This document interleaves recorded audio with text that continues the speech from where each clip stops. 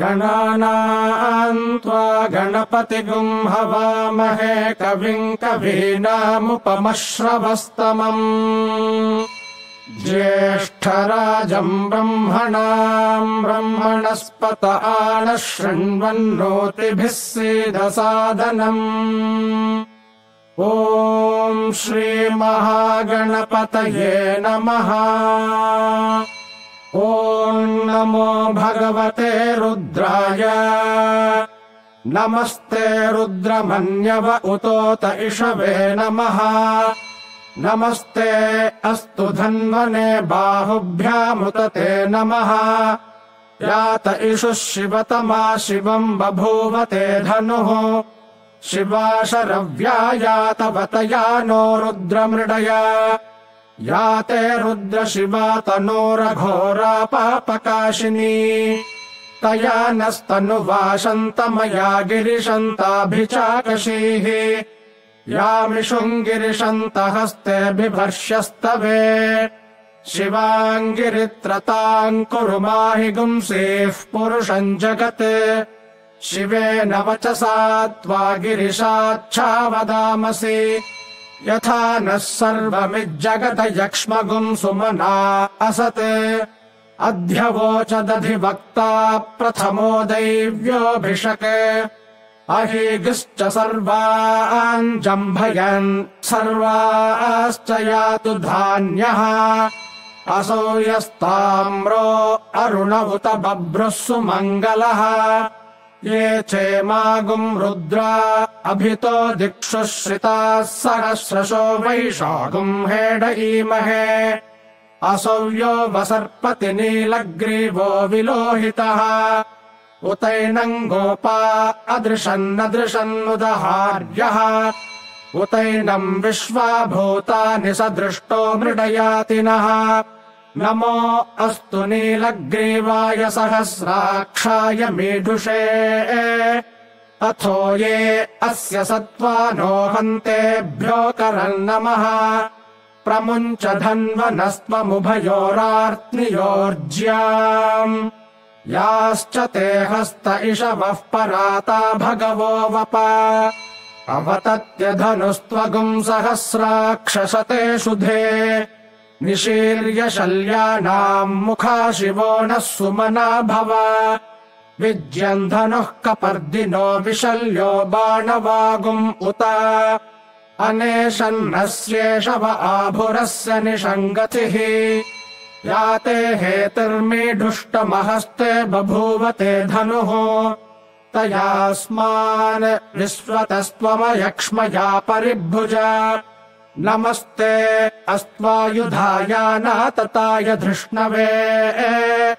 उभाभ्यामुत ते नमो बाहुभ्याम् तव धन्वने परिते धन्वनो हेतिरस्मान् वृणक्तु विश्वतः अथो य इषुधिस्तवारे अस्मन्निधेहितम् नमस्ते अस्तु भगवन् विश्वेश्वराय महादेवाय त्र्यम्बकाय त्रिपुरान्तकाय त्रिकाग्निकालाय कालाग्निरुद्राय नीलकण्ठाय मृत्युञ्जयाय सर्वेश्वराय सदाशिवाय श्रीमन्महादेवाय नमः नमो हिरण्यबाहवे सेनान्ये दिशाम् च पतये नमो नमो वृक्षेभ्यो हरिकेशेभ्यः पशूनाम् पतये नमो नमः सस्पिञ्जराय त्विषीमते पथीनाम् पतये नमो नमो बभ्रुषाय विव्याधिनेन्नानाम् पतये नमो नमो हरिकेशायोपवीतिने पुष्टानाम् पतये नमो नमो भवस्य हेत्यै जगताम् पतये नमो नमो रुद्राय तताविने क्षेत्राणाम् पतये नमो नमः सूताय हन्त्याय वनानाम् पतये नमो नमो रोहिताय स्थपतये वृक्षाणाम् पतये नमो नमो मन्त्रिणे वाणिजाय कक्षाणाम् पतये नमो नमो भुवन्तये वारिवस्कृताय औषधीनाम् पतये नमो नम उच्चैर्घोषाय क्रन्दयते पत्तीनाम् पतये नमो नमः कृत्स्नवीताय धावते सत्त्वनाम् पतये नमः नमः सहमानाय निव्याधिन आव्याधिनीनाम् पतये नमो नमः ककुभाय निषङ्गिणे स्तेनानाम् पतये नमो नमो निषङ्गिण इषुधिमते तस्कराणाम् पतये नमो नमो वञ्चते परिवञ्चते स्तायूनाम् पतये नमो नमो निचेरवे परिचरायारण्यानाम् पतये नमो नमः श्रिकाविभ्यो जिघागु सद्भ्यो मुष्णताम् पतये नमो नमोऽसि मद्भ्यो नक्तञ्चरद्भ्यः प्रकृन्तानाम् पतये नमो नम उष्णेशिने गिरिचराय कुलुञ्चानाम् पतये नमो नम इषुमद्भ्यो धन्वाविभ्यश्च वो नमो नम आतन्वानेभ्यः प्रतिदधानेभ्यश्च वो नमो नम आयच्छद्भ्यो विसृजद्भ्यश्च वो नमो नमोऽस्यद्भ्यो विद्यद्भ्यश्च वो नमो नम आसीनेभ्यः शयानेभ्यश्च वो नमो नमः स्वपद्भ्यो जाग्रद्भ्यश्च वो नमो नमस्तिष्ठद्भ्यो धावद्भ्यश्च वो नमो नमः सभाभ्यः सभापतिभ्यश्च वो नमो नमो अश्वेभ्योऽश्वपतिभ्यश्च वो नमः नम आव्याधिनीभ्यो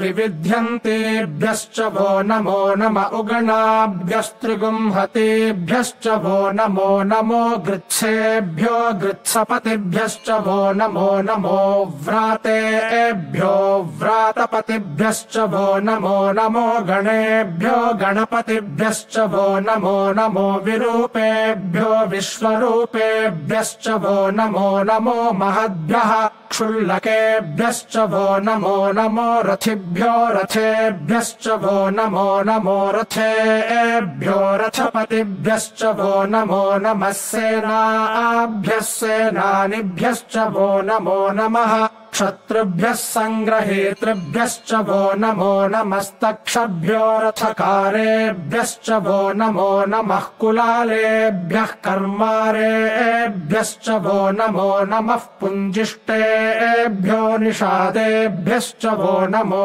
नम इषकृद्भ्यो धन्वकृद्भ्यश्च वो नमो नमो मृगयुभ्यः स्वनिभ्यश्च वो नमो नमः श्वभ्यः स्वपतिभ्यश्च वो नमः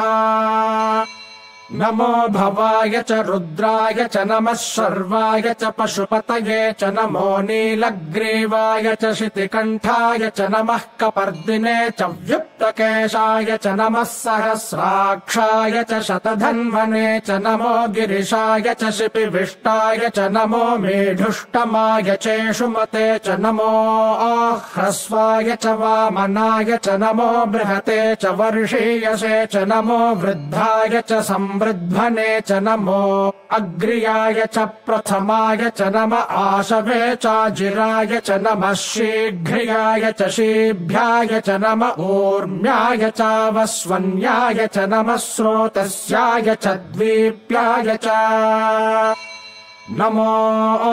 ज्येष्ठाय च कनिष्ठाय च नमः पूर्वजाय चापरजाय च नमो मध्यमाय चापगल्भाय च नमो जघन्याय च बुद्ध्याय च नमः सोऽभ्याय च प्रतिसर्याय च नमो याम्याय च क्षेम्याय च नम उर्वर्याय च खल्याय च नमः श्लोक्याय चावसान्याय च नमो वन्याय च कक्ष्याय च नमः श्रवाय च प्रतिश्रवाय च नम आशुषेणाय चाशुरथाय च नमः शूराय चावभिन्दते च नमो वर्मिणे च वरोथिने च नमो बिल्मिने च कवचिने च नमः श्रुताय च श्रुतसेनाय च नमो दुन्दुभ्याय च हनन्याय च नमो धृष्णवे च प्रमृषाय च नमो दूताय च प्रहिताय च नमो निषङ्गिणे चेषुधिमते च नमस्तीक्ष्णेशवे चायुधिने च नमः स्वायुधाय च सुधन्वने च नमः श्रुत्याय च पथ्याय च नमः काट्याय च नीप्याय च नमः सूद्याय च सरस्याय च नमो नाद्याय च वैशन्ताय च नमः नमः कूप्याय च वट्याय च नमो वर्ष्याय च वर्ष्याय च नमो मेघ्याय च विद्युत्याय च नम ईद्रियाय च तप्याय च नमो वात्याय च रेश्म्याय च नमो वास्तव्याय च वास्तुपाय च नमः सोमाय च रुद्राय च नमस्ताम्राय च रुणाय च नमः शङ्गाय च पशुपतये च नम उग्राय च भीमाय च नमो अग्रे वधाय च दूरे वधाय च नमो हन्त्रे च हनीयसे च नमो वृक्षेभ्यो हरिकेशेभ्यो नमस्ताराय नमः शम्भवे च मयोभवे च नमः शङ्कराय च मयस्कराय च नमः शिवाय च शिवतराय च नमस्तीर्थ्याय च कूल्याय च नमः पार्याय च वार्याय च नमः प्रतरणाय चोत्तरणाय च नम आतार्याय च लाद्याय च नमः षष्प्याय च फेन्याय च नमः सिकत्याय च प्रवाह्याय च नम इरण्याय च प्रपथ्याय च नमः किगुंशिलाय च क्षयणाय च नमः कपर्दिने च पुलस्तये च नमो गोष्ठ्याय च गृह्याय च नमस्तल्प्याय च गेह्याय च नमः काट्याय च गह्वरेष्ठाय च नमो हृदयाय च निवेष्ट्याय च नमः पागुंसव्याय च रजस्याय च नमः शुष्क्याय च हरित्याय च नमो प्याय चोलप्याय च नम ऊर्व्याय च सूर्म्याय च नमः पर्ण्याय च पर्णशद्याय च नमोपगुरमाणाय चाभिघ्नते च नम आखिदते च प्रखिदते च नमो वह्किरिकेभ्यो देवानागुंहृदयेभ्यो नमो विक्षीणकेभ्यो नमो विचिन्वत्केभ्यो नम आनिर्हतेभ्यो नम आमीवत्केभ्यः द्रापे अन्धसस्पते दरिद्रन्नीललोहिता येषाम् पुरुषाणामेषाम् पशूनाम् माभेर्मा रोमो येषाम् किञ्चनाममते या ते रुद्रशिवा तनोः शिवा विश्वाह भेषजी शिवा रुद्रस्य भेषजी तया नो मृडजीवसे इमागुम् रुद्राय तवसे कपर्दिने क्षयद्वीराय प्रभरामहे मतिम् यथा नः शमसद्विपदे चतुष्पदे विश्वम् पुष्टम् ग्रामे अस्मिन्ननातुरम् मृडानो रुद्रोतनो मयस्कृधि क्षयद्वीराय नमसा विधेमते यच्छन् च योश्च मनुरायजे पिता तदस्यामतव रुद्रप्रणीतौ मानो महान्तमुतमानो अर्भकम् मान उक्षन्तमुतमान उक्षितम् मानो वधेः पितरम् मोत मातरम् प्रियामानस्तनुवो रुद्ररीरिषः मानस्तोकेतनये मान आयुषि मानो गोषु मानो अश्वेषु रीरिषः वीरान्मानो रुद्रभामितो वधीर्हविष्मन्तो नमसा विधेमते आरात्ते गोघ्न उत पूरुषघ्ने क्षयद्वीराय सुम्नमस्मेते अस्तु रक्षा च नो अधि च देव ब्रूह्यधा च नः शर्म यच्छद्विबर्हाः स्तुहि श्रुतम् गर्तसदञ्युवानम् मृगन्न भीममुपहत्नुमुग्रम् मृडाजरित्रे रुद्रस्तवानो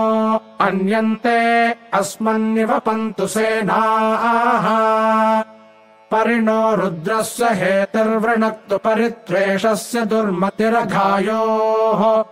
अवस्थिरामघवद्भ्यस्तनुष्वमीढ्वस्तोकायतनयाय मृडया मीढुष्टमशिवतमशिवो नः सुमना भव परमे वृक्ष आयुधम् निधाय कृत्तिम् वसान आचर पिनाकम् बिभ्रदागहि विकिरित विलोहित नमस्ते अस्तु भगवः यास्ते सहस्रगुम् हेतयोऽन्यमस्मन्निवपन्तु ताः सहस्राणि सहस्रधा बाहुवोस्तव हेतयः तासामीशानो भगवः पराचीनामुखाकृधि सहस्राणि सहस्रशो ये रुद्रा अधिभूम्याम् तेषागुम् सहस्रयोजनेव धन्वानि तन्मसि अस्मिन्महत्यर्णवेऽन्तरिक्षे भवा अधि नीलग्रीवाः शितिकण्ठाः सर्वा अधः क्षमाचराः नीलग्रीवाः शितिकण्ठादिवगुम् रुद्रा उपश्रिताः ये वृक्षेषु सस्पिञ्जरा नीलग्रीवा विलोहिताः ये भूतानामधिपतयो विशिखासः कपर्दिनः ये अन्नेषु विविध्यन्ति पात्रेषु पिबतो जनान् ये पथाम् पथि रक्षय ऐलभृदायव्युधः ये तीर्थानि प्रचरन्ति सृकावन्तो निषङ्गिणः य एतावन्तश्च भूयागुंसश्च दिशो रुद्रावितस्थिरे तेषागुम् सहस्रयोजनेव धन्वानि तन्मसि नमो रुद्रेभ्यो ये पृथिव्याम् येऽन्तरिक्षे ये दिवि येषामन्नम् वातो वर्षमिषभस्तेभ्यो 10 प्राचीर्दश दक्षिणा 10 प्रतीचीर्दशोदीचीर्दशोर्ध्वास्तेभ्यो नमस्ते नो मृडयन्तु ते यन्द्विष्मो यश्च नो द्वेष्टितम् वोजम्भे दधामि त्र्यम्बकम् यजामहे सुगन्धिम् पुष्टिवर्धनम् उर्वारुकमिव बन्धनान् मृत्योर्मुक्षीयमामृतात् यो रुद्रो अग्नौ यो अप्सु यवोषधीषु यो रुद्रो विश्वा भुवना विवेश तस्मै रुद्राय नमो अस्तु तमुष्टु हि यस्विषुः सुधन्वायो विश्वस्य क्षयाति भेषजस्य यक्ष्वा महेशौ मनसाय रुद्रन्नमोभिर्देवमसूरन्दुवस्य अयम् मे हस्तो भगवानयम् मे भगवत्तरः अयम् मे विश्वभेषजोऽयम् शिवाभिमर्शनः ये ते सहस्रमयुतम् पाशा मृत्यो मर्त्याय हन्तवे तान् यज्ञस्य मायया सर्वानवयजामहे मृत्यवे स्वाहा मृत्यवे स्वाहा ॐ नमो भगवते रुद्राय विष्णवे मृत्युर्मे पाहि प्राणानाम् ग्रन्थिरसि रुद्रो मा विशान्तकः तेनान्नेनाप्यायस्व नमो रुद्राय विष्णवे मृत्युर्मे पाहि ॐ शान्तिः शान्तिः शान्तिः हरिः ॐ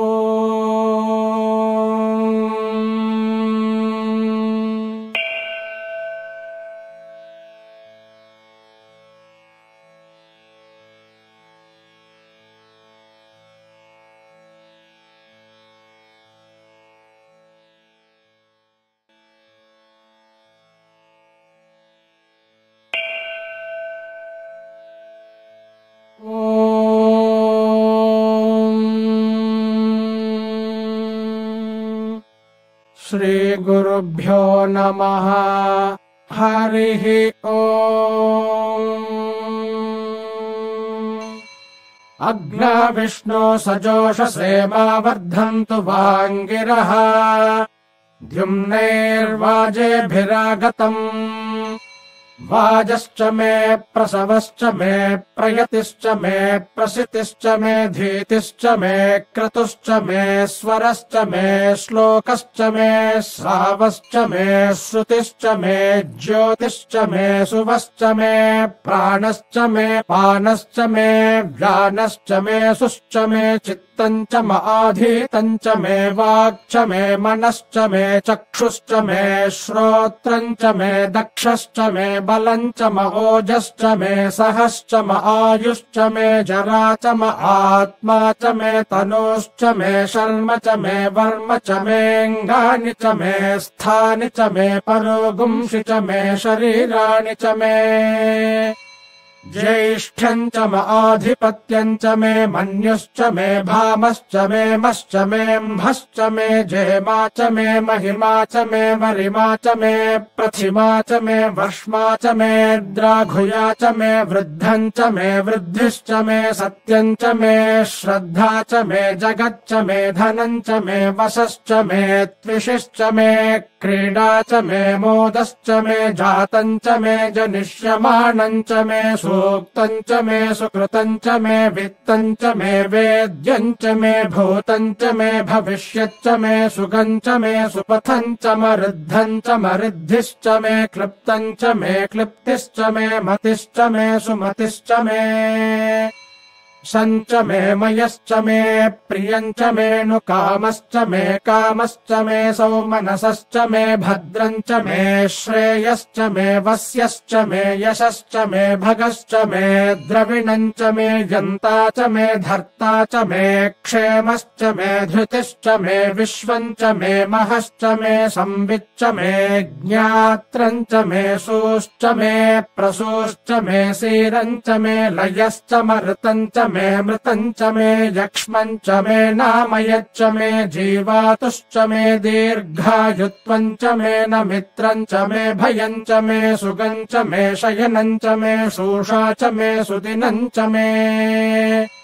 ऊर्च मे सूनृता च मे पयश्च मे रसश्च मे घृतम् च मे मधु च मे सग्धिश्च मे सपीतिश्च मे कृषिश्च मे वृष्टिश्च मे जैत्रम् च औद्भिद्यम् च मे रयिश्च मे रायश्च मे पुष्टम् च मे पुष्टिश्च मे विभु च मे प्रभु च मे बहु च मे भूयश्च मे पूर्णम् च मे पूर्णतरम् च मे क्षितिश्च मे कूयवाश्च मेऽन्नम् च मे क्षुच्च मे व्रीहयश्च मे यवाश्च मे माषाश्च मे तिलाश्च मे मुद्गाश्च मे खल्वाश्च मे गोधूमाश्च मे मसुराश्च मे प्रियङ्गवश्च मे नवश्च मे श्यामाकाश्च मे नीवाराश्च मे